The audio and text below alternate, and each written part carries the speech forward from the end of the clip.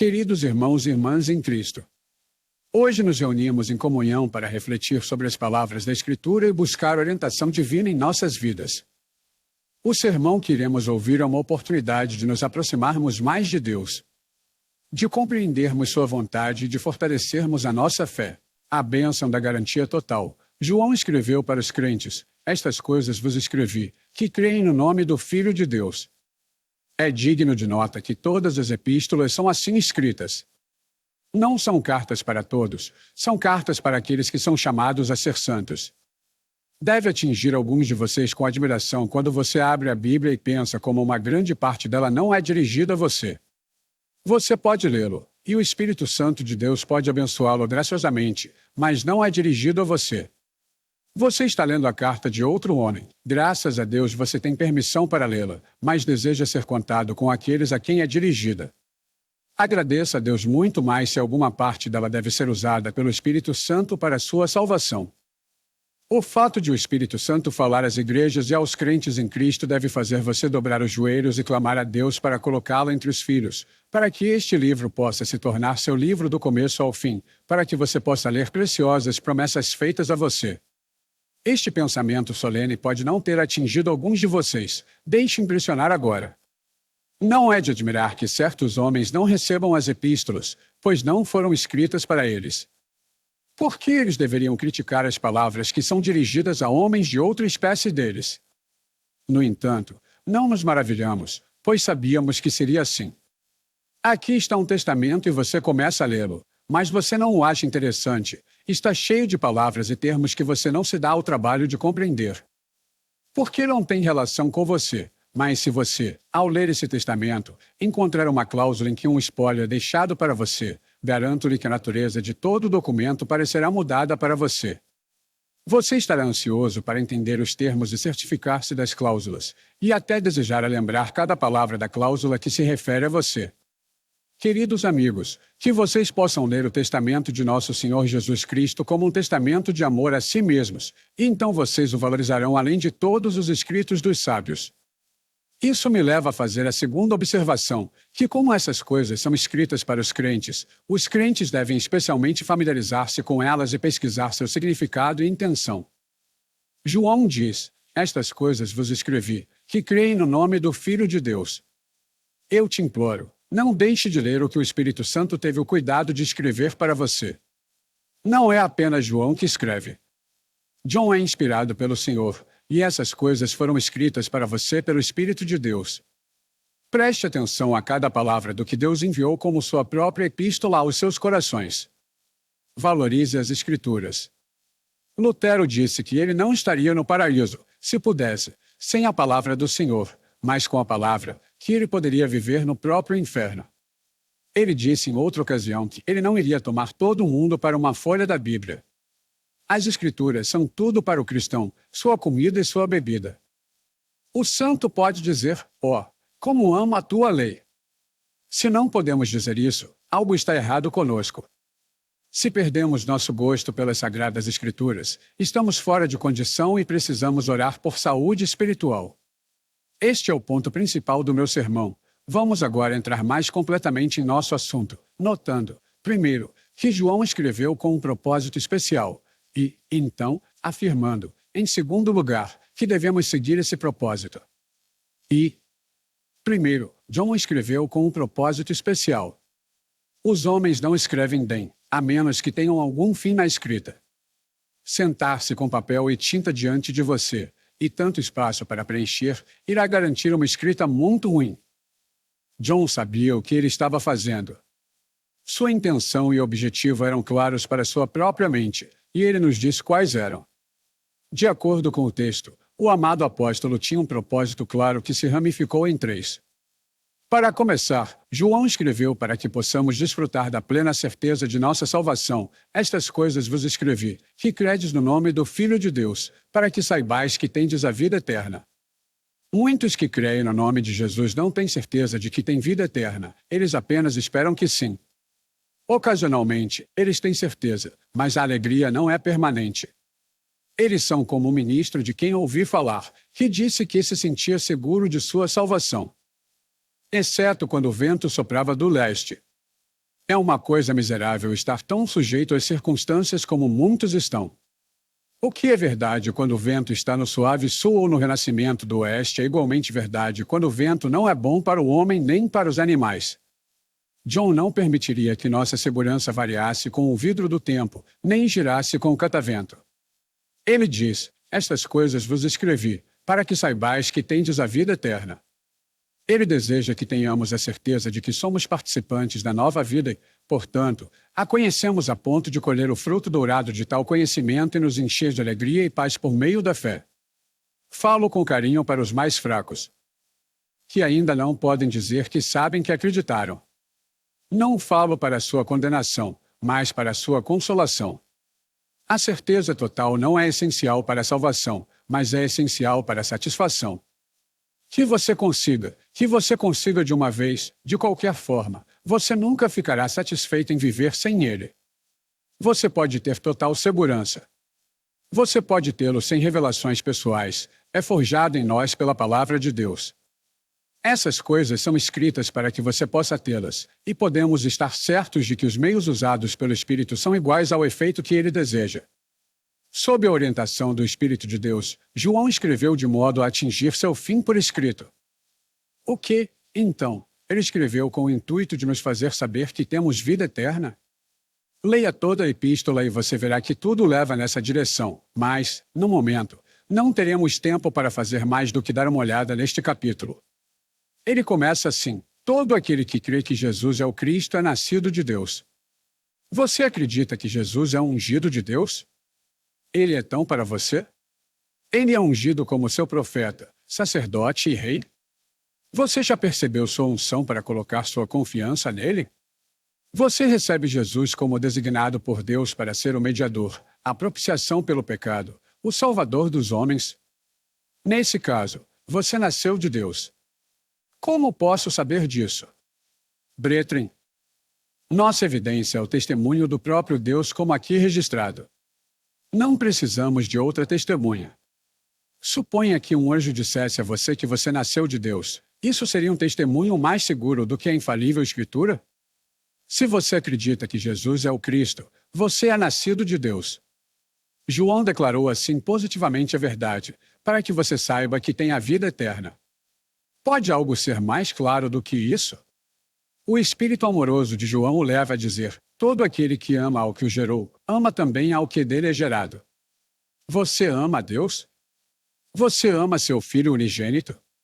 Você pode responder a essas duas perguntas com certeza.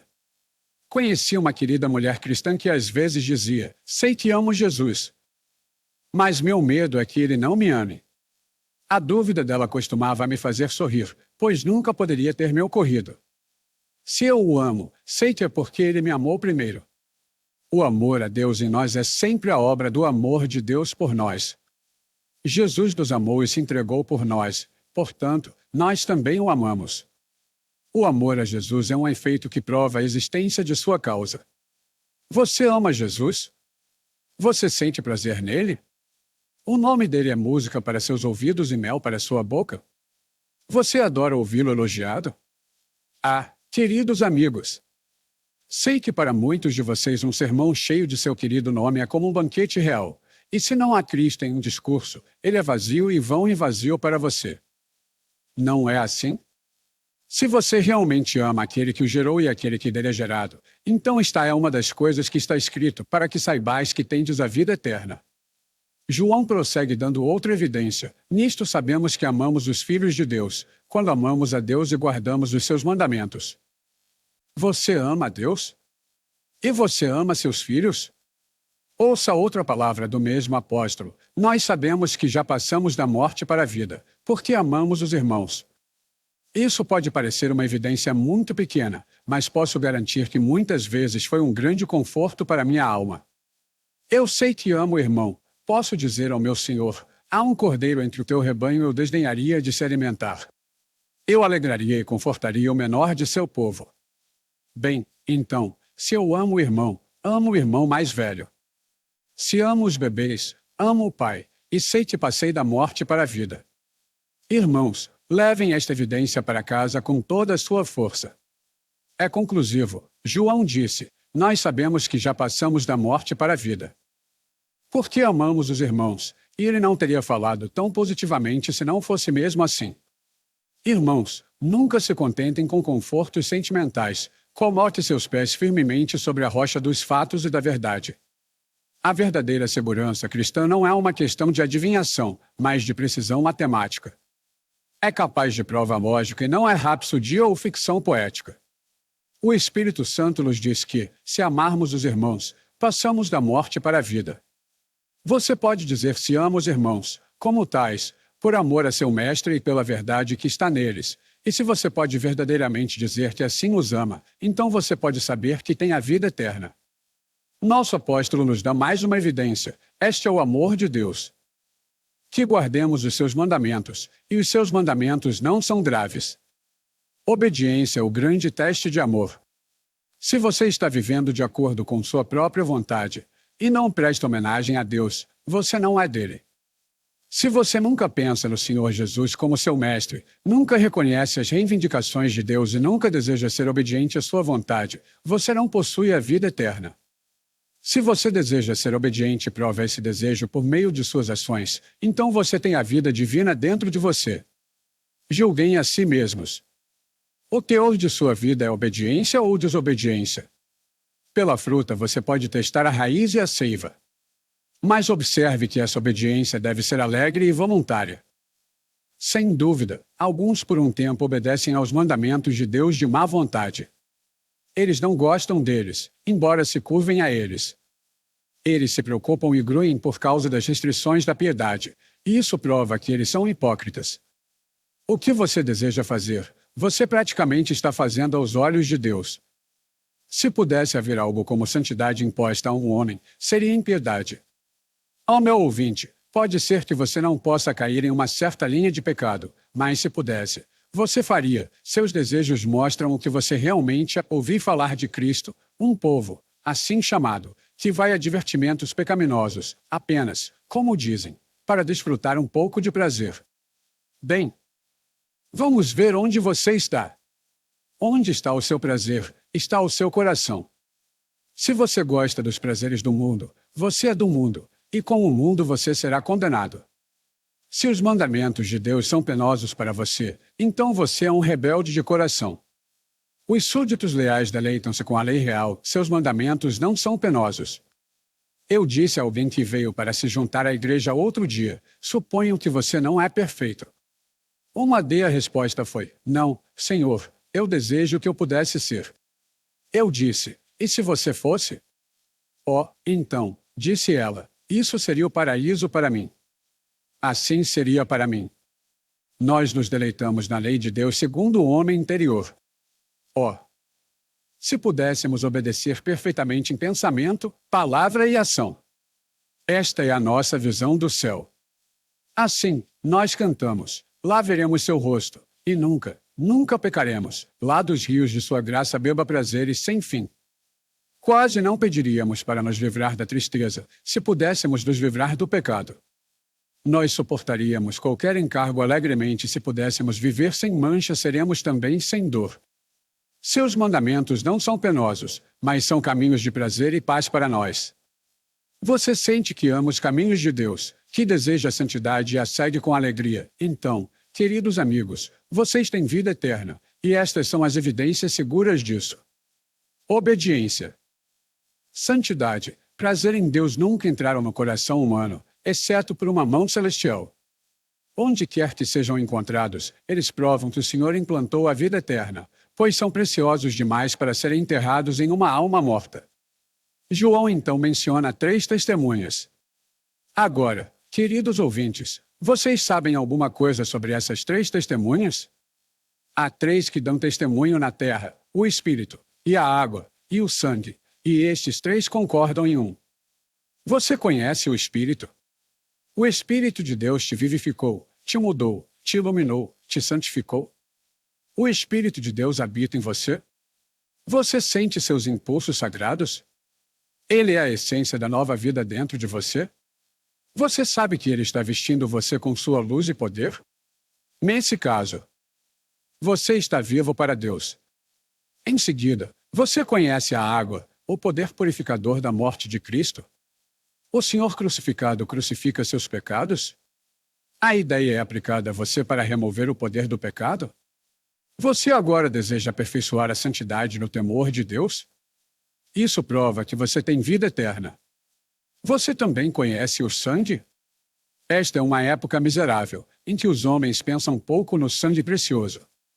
Meu coração quase se partiu, e minha própria carne se enfraqueceu, ao pensar nas coisas horríveis que ultimamente têm sido faladas sobre o precioso sangue por homens chamados ministros cristãos. Ó minha alma, não entre em seus segredos, para sua assembleia. Minha honra, não esteja unida. Amados amigos, vocês conhecem o poder do sangue para tirar o pecado, o poder do sangue para falar paz à consciência, o poder do sangue para dar acesso ao trono da graça? Você conhece o poder vivificador, restaurador e animador do precioso sangue de Cristo, que é apresentado na ceia do Senhor pelo fruto da videira. Então, na boca dessas três testemunhas, o fato de você ter a vida eterna será plenamente estabelecido. Se o Espírito de Deus está em você, ele é o penhor de sua herança eterna. Se a água o lavou, então você pertence ao Senhor. Jesus disse a Pedro: se eu não te lavar, não tens parte em mim. Mas vocês foram lavados e, portanto, do Senhor. Se o sangue precioso purificou da culpa do pecado, você sabe que também o comprou da morte e é para você a garantia da vida eterna. Eu rezo para que vocês possam, a partir deste momento, desfrutar da luz combinada dessas três lâmpadas de Deus, o Espírito, e a água, e o sangue, e assim ter plena certeza de fé. Mais uma coisa que eu notaria. Leia o 9º versículo. O apóstolo coloca nossa fé e segurança na base de que recebemos o testemunho de Deus. Se acredito que sou salvo por causa disso, daquilo e de outra, posso estar enganado. O único fundamento seguro é o testemunho de Deus. O âmago da fé cristã é que aceitamos Deus como sua palavra. E devemos aceitar essa palavra, não por causa das probabilidades de suas declarações, nem por causa da evidência confirmatória da ciência e da filosofia, mas simplesmente somente porque o Senhor a falou. Muitos cristãos professos ficam tristemente aquém desse ponto. Eles ousam julgar a palavra em vez de se curvarem diante dela. Eles não se sentam aos pés do Mestre, mas tornam-se eles próprios médicos.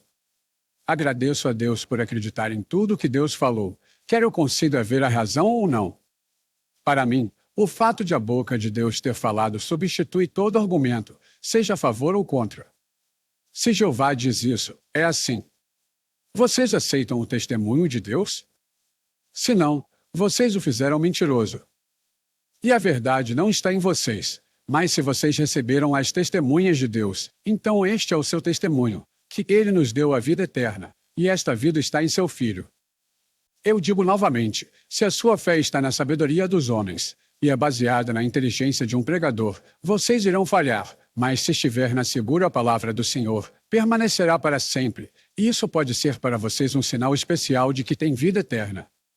Já disse o suficiente sobre este assunto. Ó, que Deus vos abençoe. Que possamos, a partir do que João escreveu, entender, sem sombra de dúvida, que tem a vida de Deus em nossas almas. Além disso, João escreveu que podemos saber que nossa vida espiritual é eterna. Observe isso, pois há alguns filhos de Deus que ainda não aprenderam essa lição animadora. A vida de Deus na alma não é transitória, mas permanente. Não temporária, mas eterna. Alguns pensam que a vida de Deus na alma do crente pode morrer, mas como, então, poderia ser eterna? Se morrer, não é vida eterna. Se for vida eterna, não pode morrer. Eu sei que os enganadores modernos negam que eterno significa eterno, mas você e eu não aprendemos a maneira de extrair o significado das palavras que o Espírito Santo usa. Acreditamos que eterno significa infinito, e que se eu tiver vida eterna, viverei eternamente. Irmãos, o Senhor deseja que saibamos que temos vida eterna. Aprenda, então, a doutrina da eternidade da vida dada no novo nascimento. Deve ser a vida eterna, porque é a vida de Deus. Nós nascemos de novo do Espírito de Deus por uma semente viva e incorruptível, que vive e permanece para sempre. Disse que somos feitos participantes da natureza divina. Certamente, isso significa, entre outras coisas, que recebemos uma vida eterna, pois a imortalidade é a essência da vida de Deus. Seu nome é Eu Sou o que Sou. Ele tem vida em si mesmo, e o Filho tem vida em si mesmo, e desta vida nós somos os receptores. Este era o seu propósito a respeito de seu Filho, que ele pudesse dar vida eterna a todos quantos o Pai havia lhe dado. Se for a vida de Deus que está em um crente, e certamente é, pois ele nos gerou novamente, então essa vida deve ser eterna. Como filhos de Deus, participamos de sua vida e, como herdeiros de Deus, herdamos sua eternidade. Esta é a vida eterna, que te conheçam, o único Deus verdadeiro, e a Jesus Cristo, a quem enviaste. Amado, nosso Senhor Jesus Cristo chama a vida de seu povo de vida eterna. Quantas vezes eu cito este texto? Parece estar na ponta da minha língua. Dou a minhas ovelhas a vida eterna, e elas nunca hão de perecer, nem ninguém as arrebatará da minha mão. E novamente, aquele que crê nele tem a vida eterna. Não é uma vida temporária, não é uma vida que em certo período envelhecerá e morrerá, mas uma vida eterna. Será nele uma fonte de água que salte para a vida eterna. Esta é a vida de Cristo dentro da alma. Por que estáis mortos, e a vossa vida está escondida com Cristo em Deus? Eu vivo, contudo, não sou eu, mas Cristo vive em mim. Quando Cristo, que é a nossa vida, aparecer, então vocês também aparecerão com Ele na glória. Se nossa vida é a vida de Cristo, não morreremos até que Cristo morra. Se nossa vida estiver escondida nele, nunca será descoberta e destruída até que o próprio Cristo seja destruído. Vamos descansar nisso. Marque novamente como nosso Senhor disse, porque eu vivo, vocês também viverão. Então, enquanto Jesus vive, seu povo deve viver, pois o argumento será sempre o mesmo, porque eu vivo, vocês também viverão. Somos tão um com Cristo que enquanto a cabeça viver os membros não podem morrer. Somos tão um Cristo que o desafio é dado, quem nos separará do amor de Deus? Que está em Cristo Jesus nosso Senhor. Uma lista é adicionada de coisas que podem separar, mas somos informados de que eles não podem fazer isso, pois em todas estas coisas somos mais do que vencedores, por aquele que nos amou. Não está claro, então, que somos vivificados com uma vida tão celestial e divina que nunca podemos morrer. João nos diz neste mesmo capítulo, sabemos que todo aquele que é nascido de Deus não peça. Ele não volta ao seu antigo pecado, ele não volta a cair sob o domínio do pecado, mas aquele que é gerado de Deus se guarda, e o maligno não lhe toca. Amado, rogo-lhe que mantenha um controle firme dessa bendita doutrina da perseverança dos santos. Quão fervorosamente desejo que saibais que tendes a vida eterna. Fora com sua doutrina de estar vivo em Cristo hoje e morto amanhã, pobre e miserável doutrina. Apegue-se à salvação eterna por meio do convênio eterno realizado pelo amor eterno para a vida eterna, porque o Espírito de Deus escreveu essas coisas a vocês, que creem no nome do Filho de Deus, para que saibam que têm a vida eterna. Mais uma vez, de acordo com o texto autorizado, embora não de acordo com a versão revisada, João desejava o aumento e a confirmação de sua fé. Ele diz, para que creiais no nome do Filho de Deus. João escreveu para aqueles que acreditavam, para que acreditassem em um sentido mais enfático. Assim como nosso Salvador veio não apenas para que tenhamos vida, mas para que a tenhamos em abundância, assim escreve João, para que, tendo fé, tenhamos mais vida. Venha, querido, ouça um momento. Você tem o leite da fé, mas Deus deseja que você tenha esta nata da certeza. Ele aumentaria sua fé. Que você acredite mais amplamente. Talvez você não acredite em toda a verdade, porque ainda não a percebeu. Havia membros da igreja de Corinto que não acreditavam na ressurreição dos mortos, e havia gálatas que ficaram muito confusos com a justificação pela fé. Muitos cristãos são estreitos no alcance de sua fé por causa da ignorância da mente do Senhor. Como certas tribos de Israel. Eles conquistaram um território escasso ainda, embora toda a terra seja deles, de Dan a Berseba. João deseja que abramos nossas cercas e aumentemos o cerco de nossa fé. Vamos acreditar em tudo que Deus revelou, pois toda a verdade é preciosa e útil na prática. Talvez sua crença doutrinária tenha sido pobre e tênue. Oh, que o Senhor transforme a água em vinho. Muitos de vocês vivem de leite, mas seus anos os qualificam para se alimentarem de carne. Por que manter os bebês? Dieta? Você que crê exortado a entrar e sair e encontrar pasto, abrange em toda a revelação de Deus. Será bom para você se sua fé também aumentar intensamente. Que você possa acreditar mais plenamente no que você acredita. Precisamos de uma visão mais profunda e de uma convicção mais firme. Ainda não acreditamos nem pela metade em nenhum de nós. Muitos de vocês apenas roçam as poças da verdade.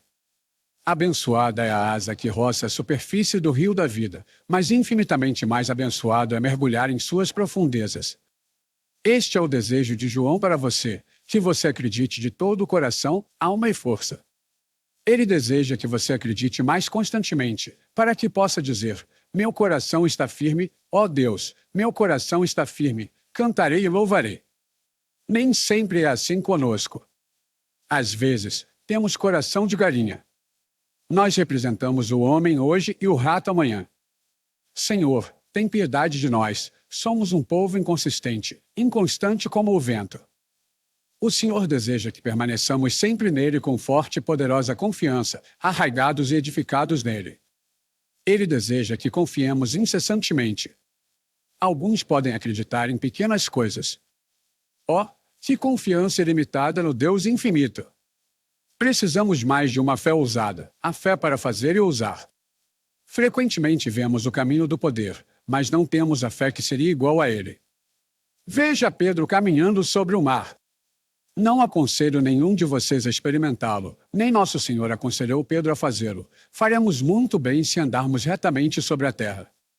Mas quando Pedro uma vez deu alguns passos no mar, ele deveria saber que seu Senhor poderia ajudá-lo em todo o resto do caminho. Mas sua fé falhou e ele começou a afundar. Ele poderia ter caminhado todo o caminho até Jesus se tivesse acreditado imediatamente.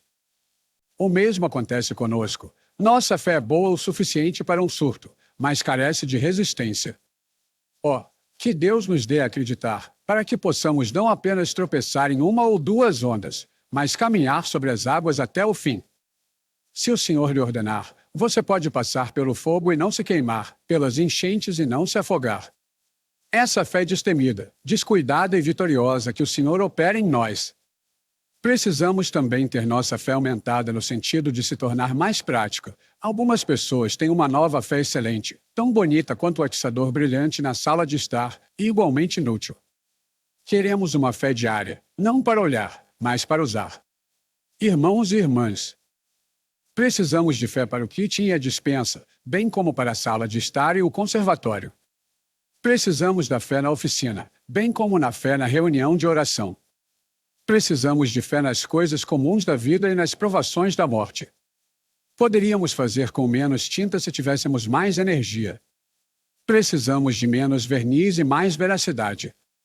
Deus conceda a você que você possa crer no nome do Filho de Deus com uma fé sólida e de bom senso, que poderá ser vestida, lavada e trabalhada por toda a vida. Precisamos acreditar com mais alegria. Que coisa abençoada é quando você alcança o descanso e a alegria da fé. Se realmente crescêssemos na promessa de Deus e descansássemos no cumprimento certo dela pelo Senhor, poderíamos ser tão felizes quanto os anjos. Percebo como de manhã cedo os pássaros começam a cantar, antes que o sol nasça ou mesmo os primeiros tons acinzentados da luz da manhã sejam visíveis. Os pequenos cantores acordam e cantam. Muitas vezes nos recusamos a cantar até que o sol esteja mais do que alto e o meio-dia esteja próximo. Que vergonha! Jamais confiaremos em nosso Deus? Jamais o elogiaremos por receber favores? Por uma fé que pode cantar durante a noite e durante o inverno. A fé que pode viver de acordo com uma promessa é a fé dos eleitos de Deus.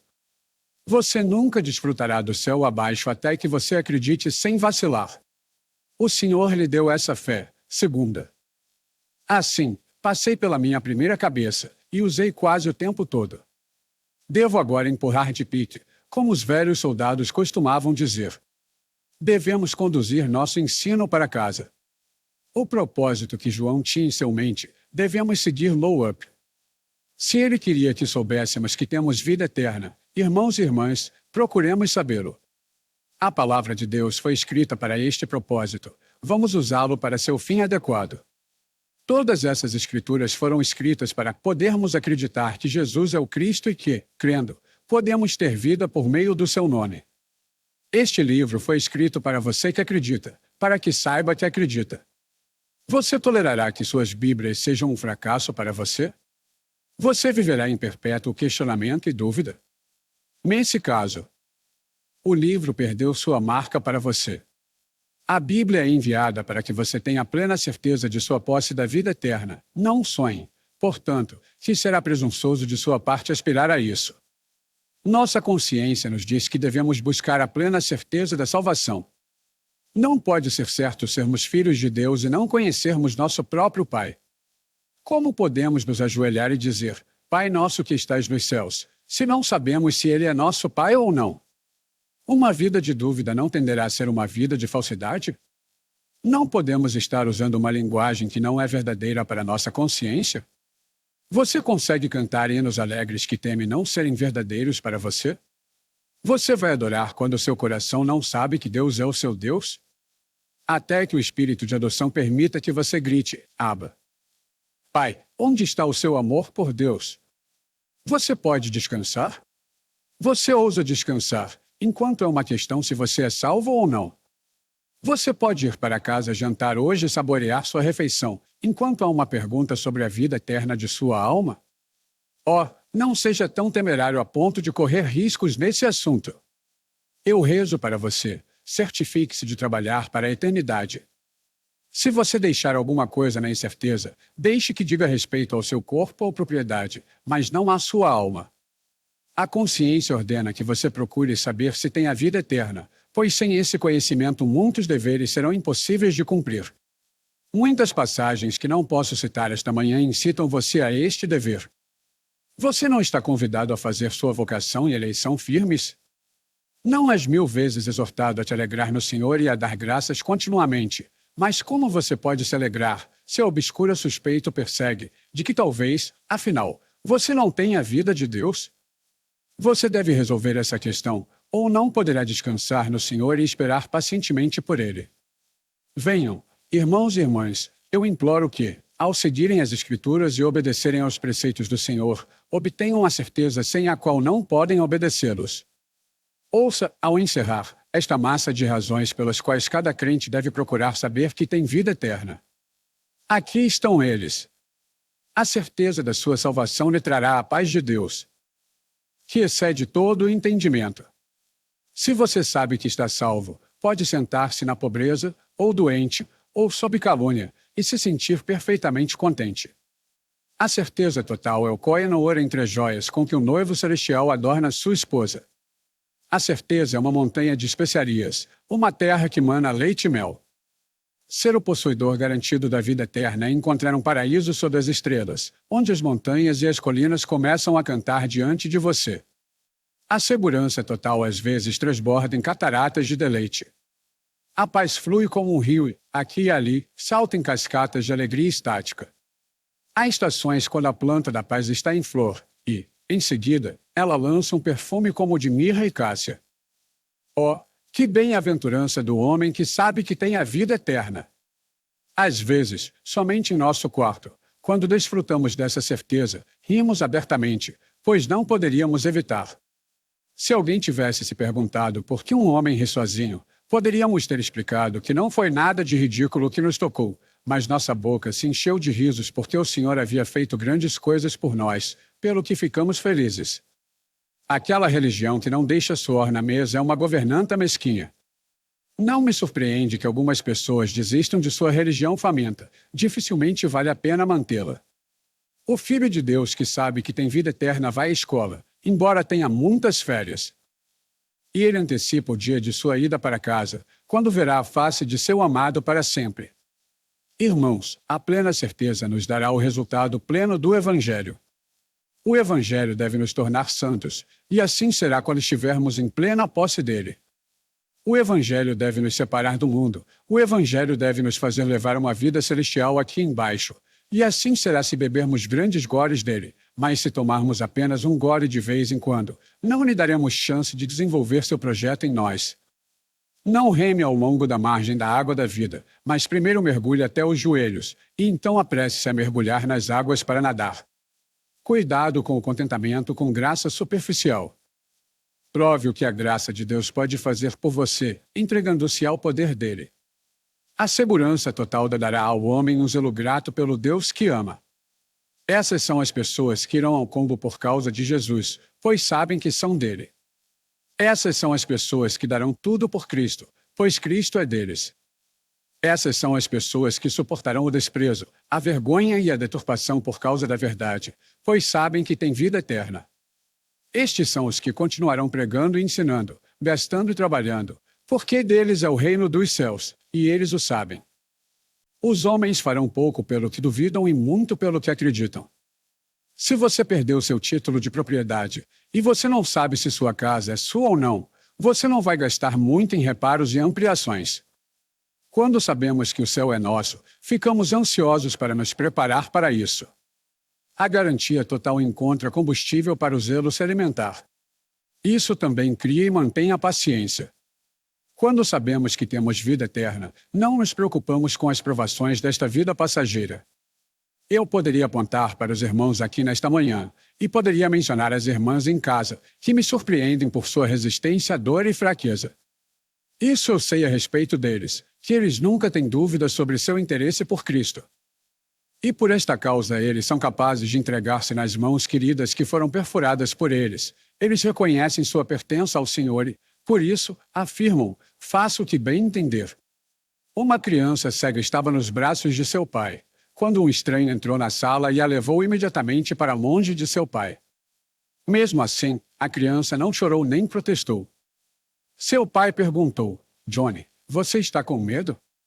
Você não conhece a pessoa que está te segurando. Não, pai, respondeu ele, não sei quem ele é, mas você sabe. Quando a dor nos atinge de forma inesperada, quando enfrentamos uma cirurgia perigosa e entramos na inconsciência, então podemos dizer, não sei onde estou. Mas meu pai sabe, e confio nele completamente. A sensação de segurança nos dá força para suportar. Queridos amigos, isso lhes dará uma confiança constante na verdade divina.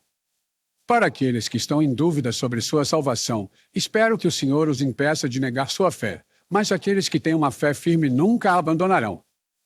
Um homem no ônibus uma vez disse a um cristão, bem, afinal, você não tem nada em que se apoiar. Posso provar que suas escrituras não são autênticas. O humilde cristão respondeu, Senhor, não sou um erudito e não posso responder argumentos, mas acredito no Senhor Jesus Cristo e experimentei uma grande transformação em meu caráter. Sinto uma alegria e paz que desejo que você também conheça meu Salvador. A resposta inesperada do incrédulo foi, você me pegou, não posso responder a isso. É assim que estamos. Se conhecemos a obra da graça em nós, somos invulneráveis. O diabo pode ser astuto, mas aqueles que têm pleno conhecimento e convicção são como pássaros que não caem nas armadilhas do inferno. Quando você sabe que seu Senhor é capaz de guardar o que você confiou a Ele até aquele dia, você é firme como uma rocha. Deus o fez assim. Queridos irmãos, isso capacitará vocês a darem um testemunho sólido do Senhor. Não faz sentido pregar coisas nas quais não se acredita firmemente. Sou acusado de ser um dogmático convicto, e não tenho desejo de me desculpar por isso. Quando alguém não tem certeza de algo, torna-se muito flexível. Qualquer um pode ser flexível com algo que não é firme. O homem de mentalidade incerta diz, não tenho certeza, e suponho que você também não tenha, pois nada é realmente certo. Essa base instável é apropriada para você? Eu prefiro algo sólido como uma rocha. As coisas que tenho ensinado desde minha juventude são aquelas que testei e experimentei, e para mim, elas são absolutamente certas, confirmadas por minha experiência pessoal. Já testei essas coisas, elas me salvaram e não posso duvidar delas. Sou um homem perdido se o evangelho que preguei não for verdadeiro. Estou disposto a aguardar o dia do julgamento para isso. Não prego com dúvidas, porque não vivo na dúvida. Eu sei que o que ensinei é verdadeiro. Por que deveria falar como se não soubesse? Se você deseja dar seu testemunho em um dia como este, deve ter certeza do que está falando. Até então, aconselho que segure sua língua. Não precisamos de mais dúvidas. Já há muitas por aí. Queridos irmãos, se vocês sabem que têm a vida eterna, estão preparados para viver e, igualmente, preparados para morrer. Com que frequência me sento ao lado da cama de membros moribundos? Às vezes, penso, certamente encontrarei alguém com o coração fraco, alguém que está morrendo na escuridão. No entanto, não encontro ninguém assim. Irmãos, um filho de Deus pode morrer com a confiança de que será salvo. Alguém uma vez disse ao velho Sr. Dodd, o antigo puritano curioso, é lamentável que nosso irmão tenha falecido sem certeza.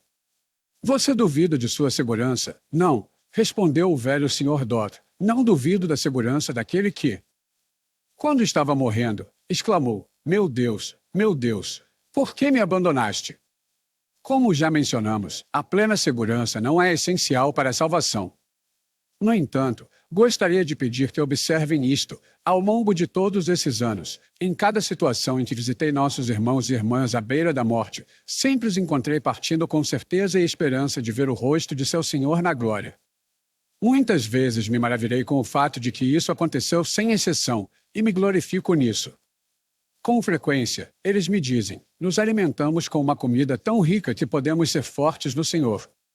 Que todos vocês tenham essa garantia.